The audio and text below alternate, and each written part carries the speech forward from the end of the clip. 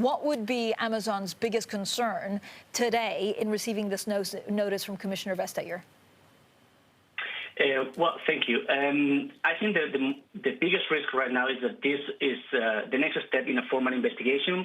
Now the Commission has reached a preliminary view that Amazon's activities or conduct might be anti-competitive. So definitely there is more risk of a negative decision at the end of the road. And probably the biggest risk here is to have what we could call a functional separation of the dual role that Amazon has as marketplace provider and also a participant and seller in that marketplace. It's not the same as a full breakup. I don't think a breakup of the company is on the table right now, but definitely a more functional separation of certain activities is in the horizon. How concerned should they be about this sweeping legislation that could come in the EU to enable regulators to head off bad tech behavior? So if you tell me that the fines aren't enough to scare these tech giants, what will? Yes, I think you are right. I think the risk of a fine isn't a big deal given the resources that these companies have. So basically, the European Commission decided to take this one step further and start to legislate. I think we are going to see in the next month a piece of proposed legislation that will go probably to the Parliament on 2021, and the chances of approval are relatively high because there is normally more agreement on this. So definitely the new legislation is a way to complement all these enforcement actions, all this proof that we've seen on tech giants. We can say Google a few years ago, now Apple and Amazon seems to be in the spotlight.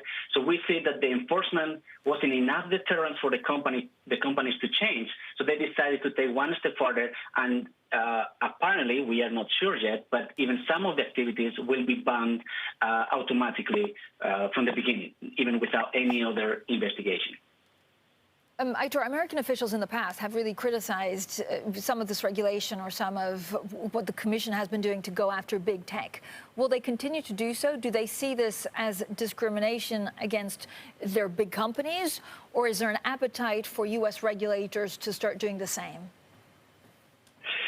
Well, I think there is a growing concern, especially among consumers and about some policymakers, that these companies basically amass certain market power in the companies, and what once was seen as a very pro-competitive and promoting innovation, at least in Europe for some years, has been some voices outside, especially in smaller companies and consumers, that they might be reaping off the benefits from other third parties, and that they are not playing with the same rules in the same level playing field.